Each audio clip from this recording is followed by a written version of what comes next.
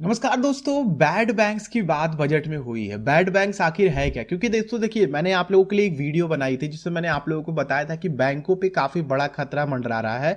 अगर बजट में बैंक के लिए कुछ नहीं होता है तो बैंकों की स्थिति बहुत ज़्यादा खराब हो सकती है। तो एक कहीं ना कहीं कह लीजिए कि ये प्रिडिक्शन काफ़ी सही रहा कि बैंकिंग सेक्टर के लिए काफ़ी अच्छा अपडेट दिया गया कि हम बैड बैंक्स का निर्माण करेंगे।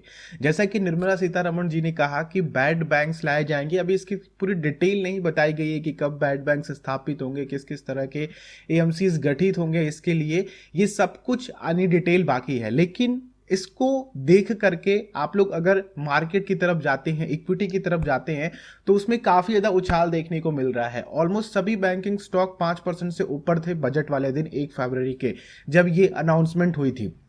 तो दोस्तों, आखिर ये बैड बैंक्स हैं क्या, ये किस तरह से काम करेंगे और किस तरह से बैंक्स के एनपीएस को कम करेंगे, ये काफ़ी ज़्यादा जरूरी है जानना। क्योंकि देखिए, बैंक का एनपीए जितना ज़्यादा होगा उतना बैंक के ऊपर खतरे की घंटी मंडरा रही है।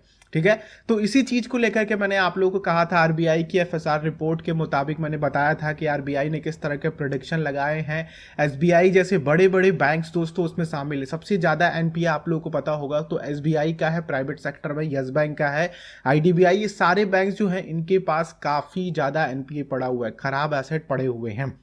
तो इसके बारे में हम लोग काफ़ी डिटेल में डिस्कशन करने वाले हैं। अगर आप लोग इसको एज एजुकेशन पर्पस भी देखते हो तो काफ़ी डिटेल वीडियो होगी, और अगर आप लोग इसे एज अ इन्वेस्टमेंट पर्पस देखते हो तो भी ये वीडियो काफ़ी इंपॉर्टेंट होगी। तो वीडियो अच्छी लगेगी तो आप लोगों को पता ही क्या करना है, लाइक कर देना है। नहीं अच्छी लगेगी तो डिसलाइक कर दीजिएगा। दूसरों के साथ जरूर शेयर कीजिएगा इसके बारे में बताने के लिए। और चैनल पर आप लोग नए हैं तो सब्सक्राइब कर लेंगे और बेल आइकन को क्लिक करेंगे तो आने वाली वीडियोज़ की नोटिफिकेशन आप लोगों तक आ सकेंगे। सबसे पहली चीज़ दोस्तों कि आखिर ये एनपीए है क्या। क्योंकि बैड बैंक का जो गठन किया जा रहा है वो एनपीए को ध्यान में रख करके ही किया जा रहा है। तो एनपीए दोस्तों होता है नॉन परफॉर्मिंग एसेट। जब भी हम लोग लोन लेते हैं बैंक से और उस लोन को हम लोग चुका नहीं पाते हैं, ठीक है, तो वो कंपनी के बैड एसेट में चला जाता है, जिसे हम लोग एनपीए कहते हैं। एनपीए की एक सही एग्जांपल समझिए कि एनपीए कब होता है। एनपीए तब होता है दोस्तों जैसे कि 90 डेज का समय होता है। आप लोग कोई पर्सनल लोन की ईएमआई चुका रहे हो, ठीक है, पर्सनल लोन की ईएमआई जो चुका रहे हो उसको आपने 90 दिन तक नहीं चुकाया, तो यहां पे कंपनी के लिए, कोई भी कंपनी के लिए, जैसे बैंक यहां पे एज अ कंपनी काम कर रहा है, तो वहां पे उसका ये बैड एसेट में क्रिएट होने लगता है। कंपनी अपनी तरीके से, बैंक अपनी तरीके से खोजती है कि भैया हमें कोई तरीका मिल जाए कि हम आपसे पैसे निकाल सके। तो 90 डेज वो, उसके बाद 90 डेज के बाद आप लोगों को एक लीगल नोटिस जारी किया जाता है 90 डेज के लिए, कि उसमें आप लोगों को अपना पैसा चुकाना होता है। अगर उस बीच में भी आप लोग नहीं चुका पाते हैं तो आप लोगों का जो पैसा होता है, जो आप लोगों ने लोन लिया होता है बैंक के लिए, वो बन जाता है एनपीए। जो भी रेस्ट अमाउंट बचा हुआ, जैसे कि आपने 10 लाख रुपए लिया है, 7 लाख रुपए चुका दिया और 3 लाख रुपए उनका ब्याज या फिर जो भी मूलधन बचा हुआ है, कुल बचा हुआ है, तो वो आप लोग नहीं चुका रहे हो तो बैंक के एनपीए में चला जाता है। यही अमाउंट कई लोगों के साथ मिलकर के करोड़ों अरबों रुपए में चला जाता है। जैसे कि मान लीजिए कि 100 करोड़ का एसबीआई ने किसी को लोन दिया और 70 करोड़ रुपए वहां से रिकवर कर पाई, और 30 करोड़ रुपए रिकवर नहीं कर पा रही है, तो 30 करोड़ रुपए उसका वो एनपीए हो गया। यानी कि उस एसेट में देखेंगे आप लोग तो 30% का एनपीए एक पर्टिकुलर एसेट से क्रिएट हुआ।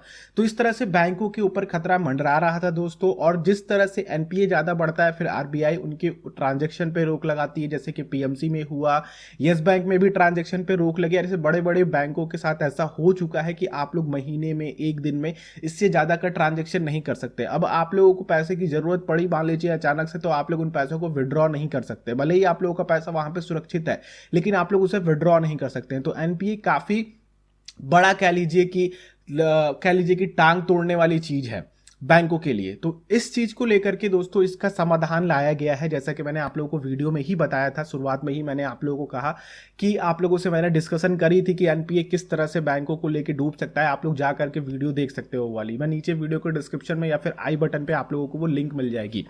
तो देखिए, बैड बैंक्स का आखिर यहाँ पे काम क्या होगा एनपीए को लेकर के। बैड बैंक का मतलब है कि बैड एसेट्स को वो बाई करेंगे। जैसे कि बैड एसेट्स बैंक का क्या है, एनपीए। अब ये जो बैड बैंक्स गठित करे जाएंगे वो गठित करे जाएंगे आप लोगों के इन एनपीएस को बाई करने के लिए।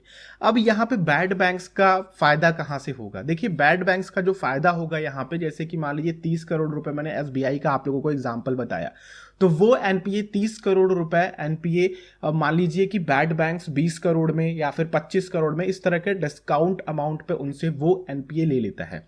ठीक है, अब वो अपने तरीके से उन एनपीएस को कह लीजिए खत्म करने की कोशिश करेगा, यानी कि उन एनपीएस से, यानी कि उन बंदे से, उन कंपनी से, उन कॉरपोरेट से पैसा निकालने की पूरी कोशिश करेगा। अगर वो 30 करोड़ रुपए रिकवर कर लेता है तो उसको 10 करोड़ रुपए का, 5 करोड़ रुपए का शुद्ध मुनाफा होगा। ठीक है, अगर वो नहीं भी कर पाता है तो उसको डिस्काउंट पे मिला था जिसमें कि उसको 10 करोड़ का ही घाटा होता है। तो इस तरह से दोस्तों बैड बैंक्स काम करेंगे। तो दोस्तों अगर बैड बैंक्स की अगर हम लोग हिस्ट्री की बात करें तो ये पहला टर्म नहीं है। 2018 में भी इसके बारे में बात करी गई थी जब पीएनबी का मसला हुआ था। उससे पहले 2017 में पारा के नाम से ये लाया गया, और इससे पहले यूएस में सबसे पहले दोस्तों बैड बैंक्स का नाम लिया गया था जो कि 1988 में हुआ था। वहां भी इसी तरह की स्थिति थी, तो बैड बैंक्स की गठन करने की पूरी कोशिश करी गई थी, लेकिन वहां भी उतना सक्सेसफुल नहीं रहा। तो यहां इंडिया में किस तरह से हुआ, क्योंकि 1988 में बात हुई थी, वहां पे उसको स्थापित नहीं किया गया था। लेकिन अगर हम लोग इंडिया में बात करते हैं तो इसके प्रो एंड कॉन्स क्या हैं? देखिए कॉन्स तो ये हैं कि सबसे पहले कि यहाँ पे जो भी बड़े बड़े लोन्स लेकर के बैठे हो, जैसे कि हम और आप लोग क्या करेंगे कि ज़्यादा से ज़्यादा करोड़ रुपए तक के लोन ले लेते हैं, और जिसमें हम लोग अधिकतर अमाउंट चुका ही देते हैं। और हम लोगों के लोन लेने के लिए बहुत सारी कह लीजिए कि डॉक्यूमेंट्स, फलाना ढिंकाना बैकग्राउंड, बहुत लंबे बैकग्राउंड देखे जाते हैं। लेकिन अगर हम लोग बात करते हैं जो कॉरपोरेट्स हैं उनके बिजनेस को देख करके दिया जाता है, तो यहाँ पे क्या होगा दोस्तों कि कहीं ना कहीं कॉरपोरेट्स जो होती हैं उनका पॉलिटिकल कनेक्शन होता है, और जो भी बंदे चुका नहीं पा रहे हैं लोन, ठीक है, जो आराम से बैठे हुए हैं, जो एनपीए बन करके बैठे हुए, उनका कहीं ना कहीं एक पॉलिटिकल कनेक्शन होता है या फिर किसी ऐसे संबंध होता है जिससे कि उनको कोई दिक्कत नहीं होती है। तो यहाँ पे कहीं ना कहीं दोस्तों पॉलिटिकल प्रेशर, क्योंकि देखिए सबसे बड़ा लोकतंत्र हमारा देश है, तो लोकतंत्र होने की वजह से लोग एक दूसरे के साथ जुड़े हुए हैं, क्योंकि चाहते हैं कि मैं आगे बढ़ूंगा तो आपको भी लेकर के चलूंगा तभी आगे बढ़ूंगा। तो मैं चाहूंगा कि अगर मेरा कुछ काम है तो मैं आपसे हेल्प जरूर लूं। तो कहीं ना कहीं ये लोकतंत्र बैड बैंक को चलने नहीं देगा। बैड बैंक भी यहाँ पे दिक्कत में आ सकते हैं और आएंगे ही, जाहिर सी बात है, क्योंकि जिनके पास एनपीए इतना बड़ा पड़ा होगा कहीं ना कहीं उनके पास किसी न किसी तरह का सपोर्ट होगा, तभी अभी तक बैंक अभी तक उनसे रिकवर नहीं कर पाए हैं। लेकिन अगर इनको पूरी तरीके से स्वतंत्र छोड़ दिया जाए, जैसे कि अदर इंस्टीट्यूशन है हमारे देश की जो फ्रीली काम करती हैं अपने ऊपर लेकर के, तो कहीं ना कहीं ये बेनिफिशियल हो सकता है। बाकी अगर हम लोग प्रो की बात करें तो बैंकों के लिए काफी बढ़िया होगा।